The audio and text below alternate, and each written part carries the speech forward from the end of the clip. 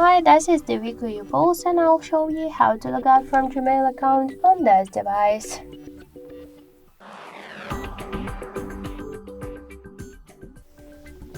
So open first the Gmail application, then tap on the left upper corner to the border menu, and to log out from Gmail account in Gmail app, we should first log out from Google account on our device. To do that, tap on the left upper corner, click to manage accounts, tap to Google, and here click on the right upper corner to these three dots, tap to remove account and confirm your option. Are you sure? Use one from your protect methods if you use some of them. And now we'll just successfully log out from Google account on our device, and let's go back to the application and we could see in app that we just successfully log out from Gmail application.